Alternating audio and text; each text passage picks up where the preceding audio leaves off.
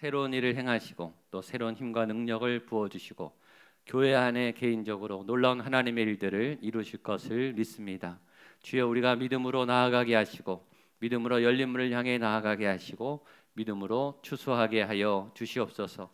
하나님이 살아계신 것을 내 눈이 보고 우리의 손이 만지고 내 삶이 경험할 수 있도록 오늘 말씀 가운데 계시하여 주시고, 감히 부족한 종이 전합니다. 하나님 붙잡아 주시고 우리 성도님들의 믿음의 문을 활짝 열어주셔서 말씀이 뿌려지는 자리자리마다 말씀의 능력과 열매가 가득하게 하여 주시옵소서. 예수님의 이름으로 기도하옵나이다. 아멘. 이 10월에, 특별히 2018년 가을에 하나님이 새 일을 행하시고 새 힘을 주시고 새 길을 여시고 새 영을 부으실 줄로 믿습니다.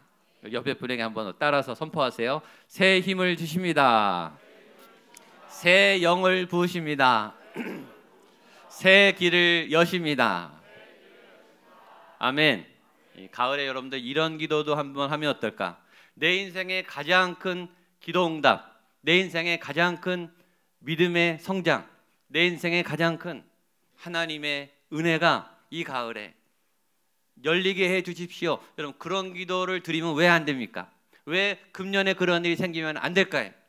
여러분, 꿈을, 기도를 늘 현실적인 것만 하지 마세요. 늘 피해 다니고 고난받는 것만 기도하지 말고 하나님의 꿈대로 서약하고 또 헌신하고 꿈을 키워서 하나님께 크게 기도하세요. 그리고 여러분들이 이때까지 막고 있었던, 여러분들의 복을 막고 있었던 모든 이 걸림돌들이 다 무너지도록, 하나님 이제는 내가 기다렸을 만큼 기다렸으니까 열어주세요. 내가 일하겠습니다. 열어주세요. 헌신하겠습니다. 내가 마음껏 쓰임받게 해주세요. 하나님, 내 안에 막힌 문들을 열어주십시오. 그렇게 기도, 과감한 기도, 내 한계를 넘는 아주 꿈꾸는 기도, 위대한 기도, 하나님이 기뻐하실 기도, 이 감동이 오면 그런 기도가 나와요. 이런 기도를 여러분들 개인적으로도 우리 교회적으로도 가정적으로 하시고 그 기도 제목이 응답되는 이 가을이 될 수 있기를 주님의 이름으로 축복합니다. 오늘 본문은 주님이 승천하신 이후에 제자들이, 남은 제자들, 주님은 떠났잖아요. 이제 제자들이 이제 살아남아야 되고 복음을 전해야 되고 사명을 받아야 되는데, 그 현실적인 조치, 후속 조치, 그리고 행정적인 조치를 하는 제자들의 모습입니다.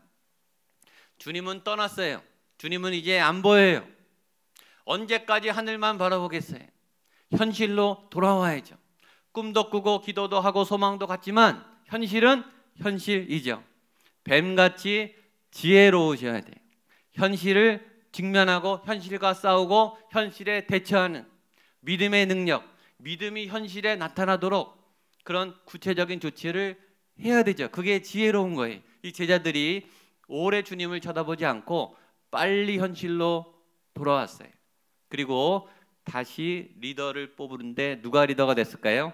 베드로가 됐습니다. 15절입니다. 시작. 모인 무리의 수가 약 120명이나 되더라. 그때 베드로가 일어서서 이르되, 여러분, 리더의 자리는 중요해요.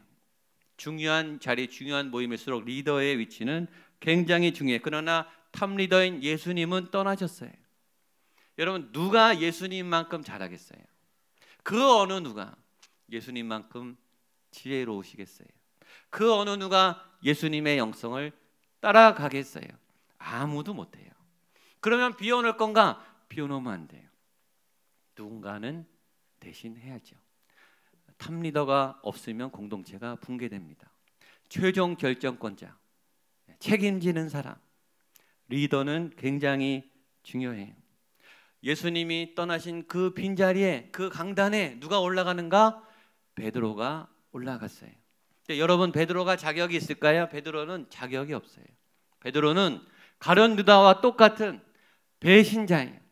주님이 가장 힘드실 때, 고난을 당하실 때 주님이 미리 경고하셨죠. 깨어 기도하라. 시험에 들지 않게 깨어 기도하라고 그렇게 부탁했건만 졸며 자다가 예수님을 따라가서 예수님이 보시는, 예수님이 목소리를 듣는 그 앞에서 정면에 대고 예수님을 저주하고 부인한 가룟 유다와 같은 자격 없는 베드로예요.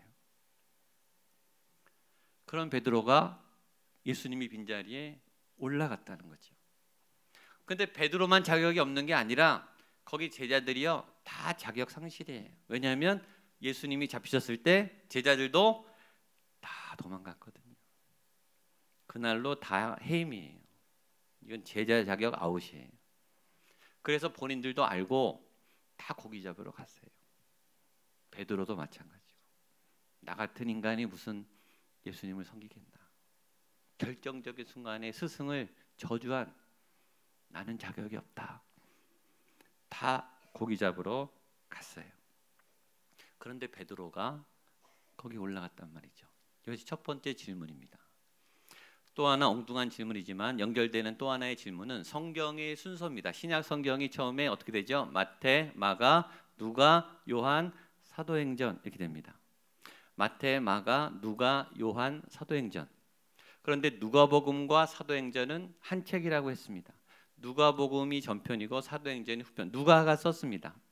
알고 계시죠? 그래서 마태, 마가, 요한, 누가, 사도행전 이렇게 돼도 전혀 흠이 없어요. 오히려 얘기가 잘 진행돼요. 누가복음 24장이 예수님의 승천으로 끝나요.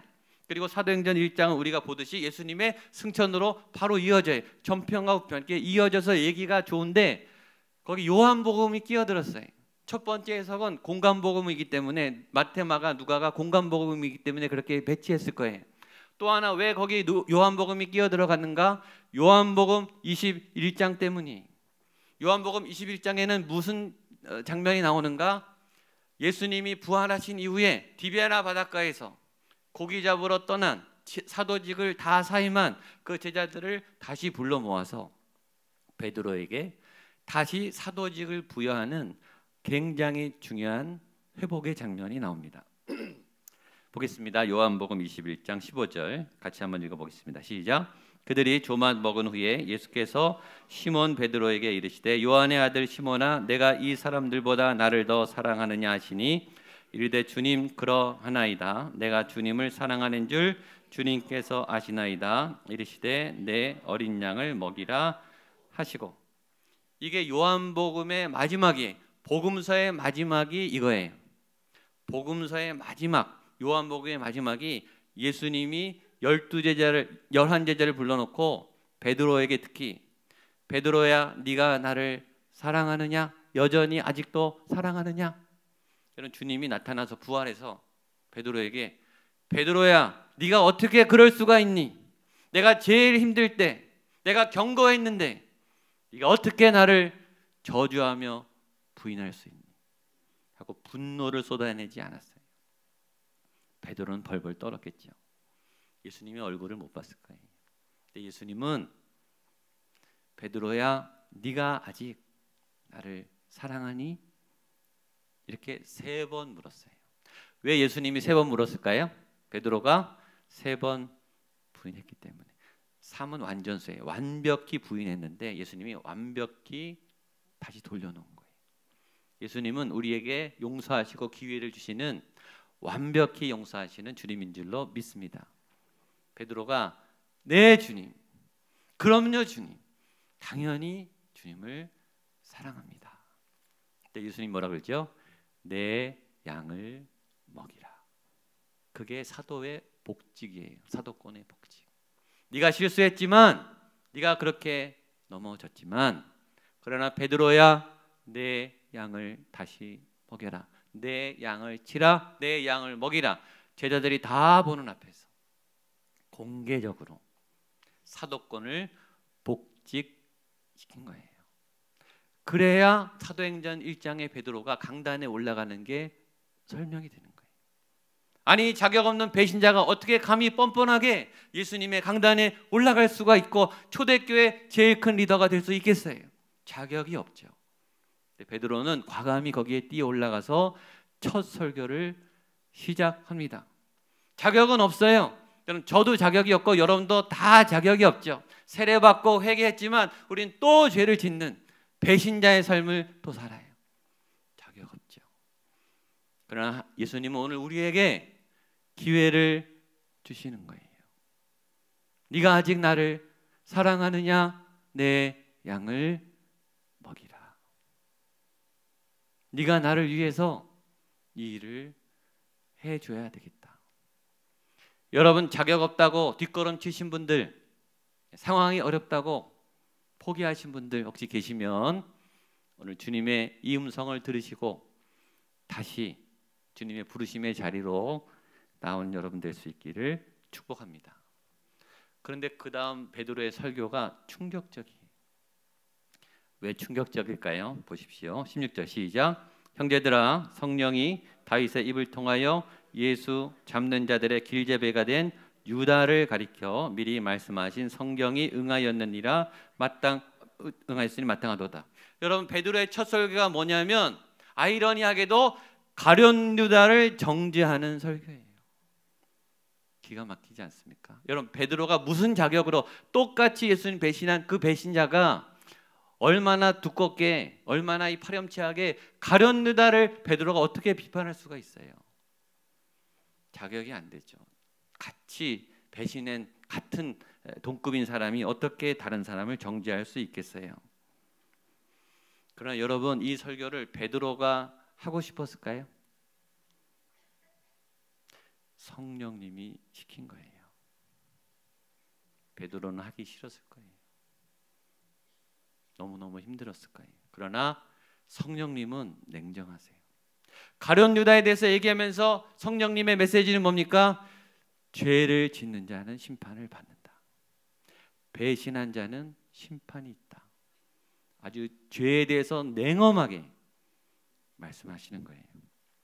보십시오. 17절입니다. 시작. 이 사람은 본래 우리 수 가운데 참여하여 이 직무의 한 분을 맡았던 자라. 이 사람이 불의의 삭수로 몸이 곤두박질하여 배가 터져 창자가 다 흘러 나온지라. 자, 유다에 대해서 설명합니다. 가룟 유다는 이 사람은 본래 우리 수 가운데 참여하여 이 직무의 한 부분을 맡았던 자라. 예수님의 제자였더라. 원래는 예수님의 제자였는데, 여러분, 예수로 시작했는데 예수로 끝나지 않았어요. 예수의 복음으로 시작했는데 끝까지 가지 않고 예수님을 배신했어요. 이게 두 번째 충격이에요. 여러분, 우리가 예수님으로 시작해서 지금 안에 있지만 끝까지 예수로 끝날 것인가? 아무도 몰라요. 누구도 자신할 수 없어요. 예수로 시작했으나 예수로 끝나지 않을 수 있는 그런 변질과 배신의 기회가 계속 있어요. 아무도 모르는 거예요. 이거 굉장히 무서운 얘기죠.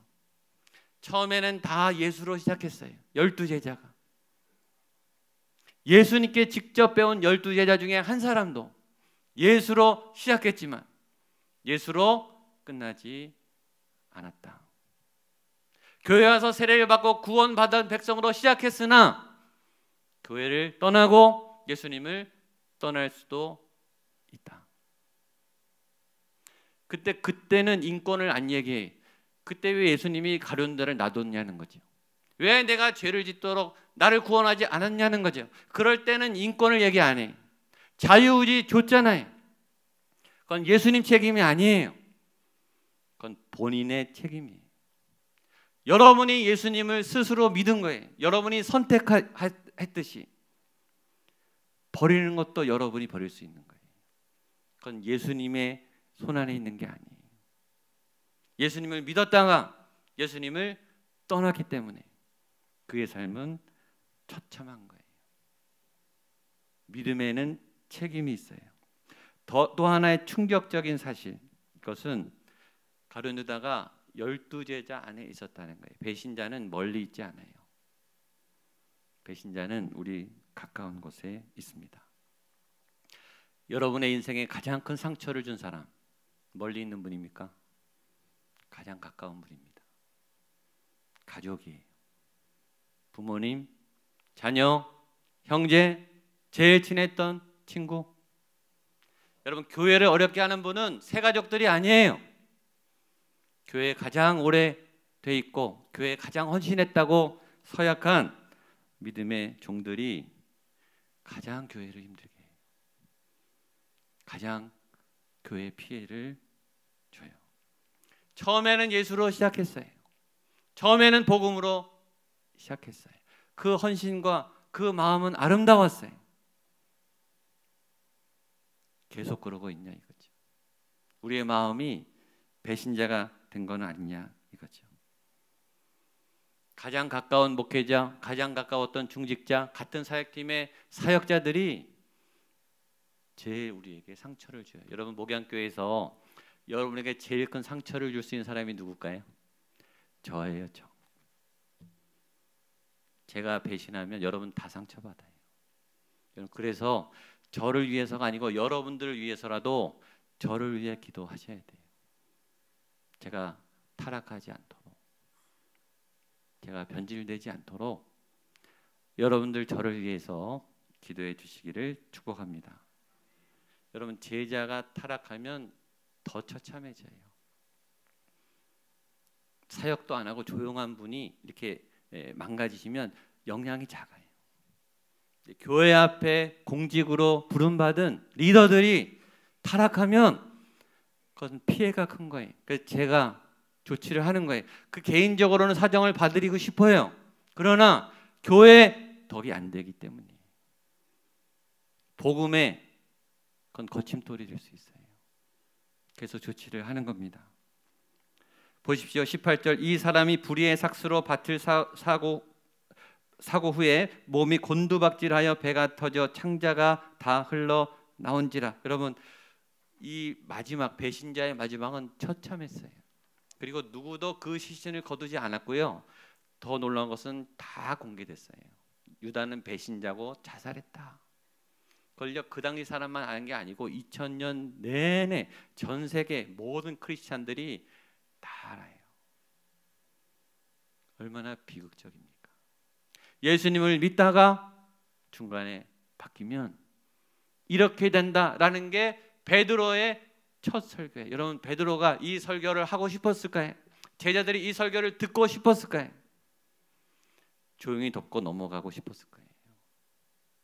그렇죠?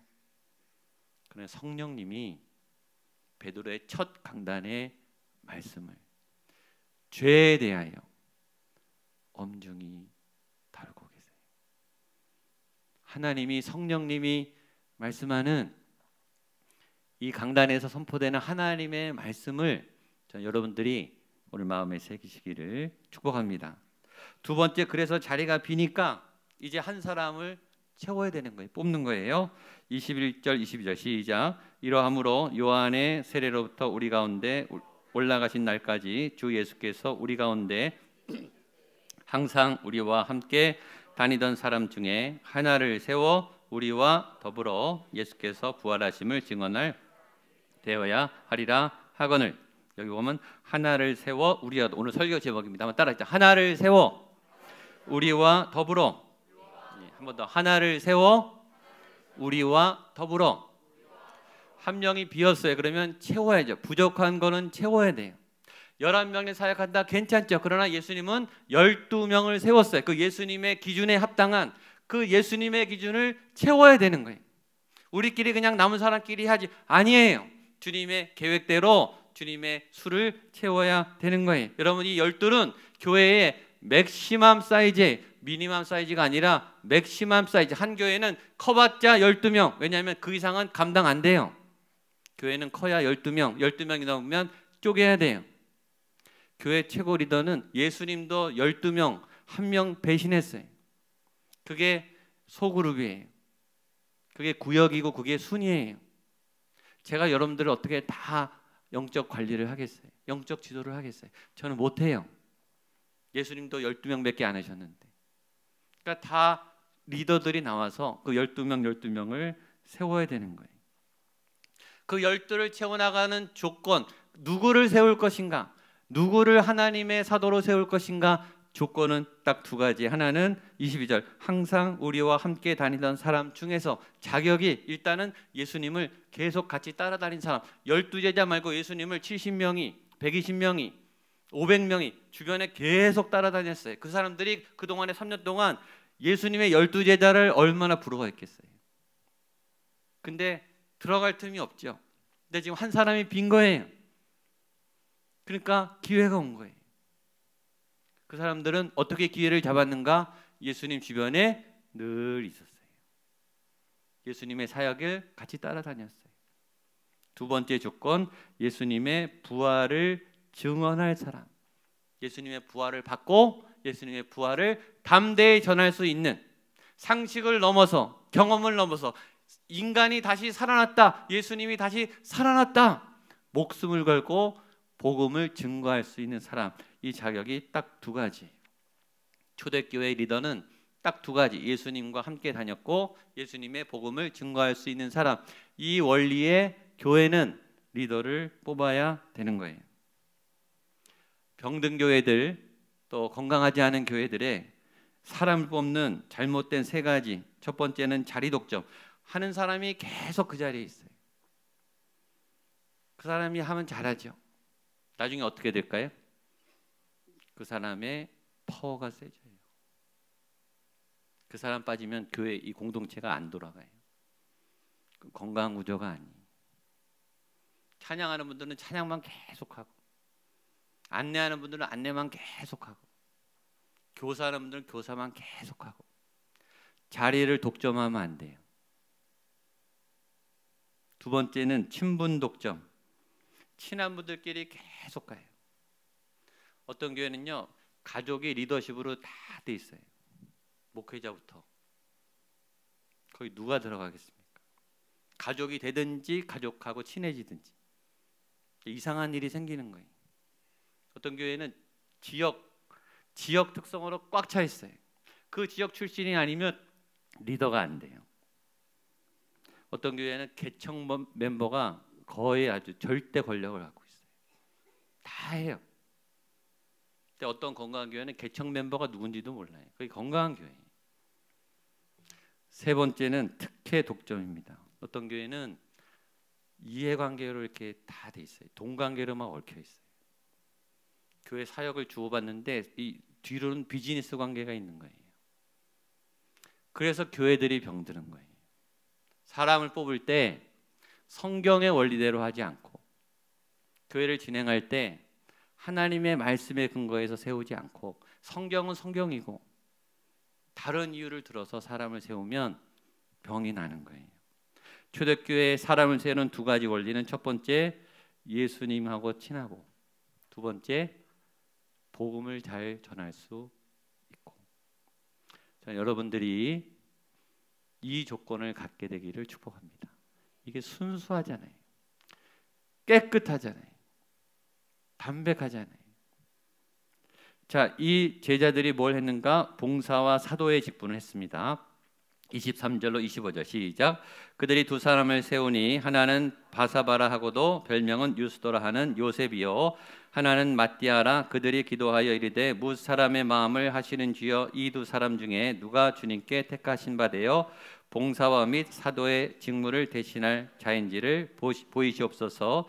유다는 이 직분을 버리고 제 곳으로 갔나이다 하고. 자, 부족한 사람이 뽑아졌는데 하나님이요, 하나님의 일을 할 때 하나님의 사람을 세워요. 하나님은 하나님이 직접 일하기도 하지만 하나님의 사람을 세워서 일하세요. 저는 여러분이 하나님께 쓰임받는 하나님의 사람이 되기를 축복합니다. 사람에게 일하지 말고 하나님께 일하시고, 하나님께 일하는 두 가지 직분은 봉사와 사도직이에요.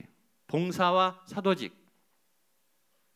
사도의 직무, 이건 나중에 설명하겠습니다. 사도의 직무는 영적인 일, 말씀을 전하고 기도에 전무하는 일. 나중에 사도들은 이 일만 했어요. 봉사의 직무는 이제 평신도 사역자들이 했죠. 집사님들을 뽑아서 했어요.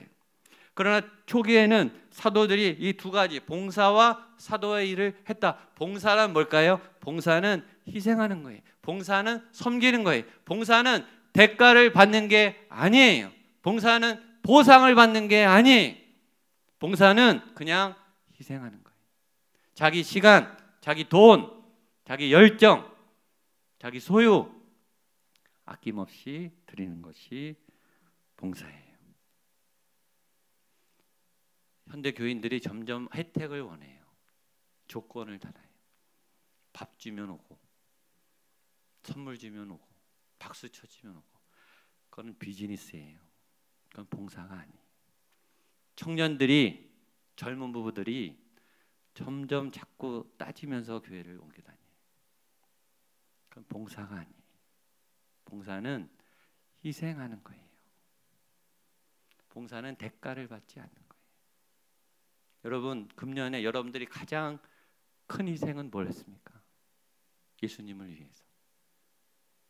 예수님을 위해서 가장 큰 헌신은 뭘 했습니까? 가족들에게 하는 거 반만 해보세요. 요새 젊은 분들은 가족들에게 쩔쩔미, 자녀들에게 쩔쩔미. 초대교회는 예수님 때문에 가족도 버렸어요. 요새는 그런 헌신을 보기가 어려워요. 일단 가족이 먼저예요. 일단 자녀라면 꼼짝을 못해요. 가족보다 예수님을 사랑하는 게 교회예요. 가족보다, 자녀보다 예수님을 위해 희생하는 게, 그게 영적 리더예요. 봉사의 직을 하는 거. 봉사직이란 그런 거예요. 두 번째, 영적인 일. 말씀을 가르치고 기도하는 일. 말씀의 전문가가 되세요. 봉사는 많이 했는데 말씀은 하나도 몰라요. 봉사는 많이 했는데 기도할 줄 몰라요. 그건 자격 안 되는 거예요. 왜 이 사회가 교회를 욕하고 왜 교회에 대해서 걱정합니까? 이 두 가지를 안 해서예요. 교회가 희생을 안 하니까. 교회가 영적으로 세상에 본이 안 되니까. 하나님을 보여주질 못하잖아요. 하나님의 말씀이 뭔지 설명 못하잖아요. 그러니까 사회가 교회를 걱정하는 거예요. 간단하잖아요. 많지도 않아요. 봉사하고 사도의 직분을 하고. 그것이 교회의 리더예요. 간단한 거예요. 자, 그래서 마띠아가 뽑혔습니다. 우리 마지막 보겠습니다. 26절 시작. 제비뽑아 마띠아를 얻으니 그가 11 사도의 수에 들어가니라. 준비는 다 했어요. 후보가 둘이었어요. 그리고 마지막에 제비를 뽑았어요. 제비를 뽑는 이유는 뭐죠? 최종 결정은 하나님이 하시는 거예요.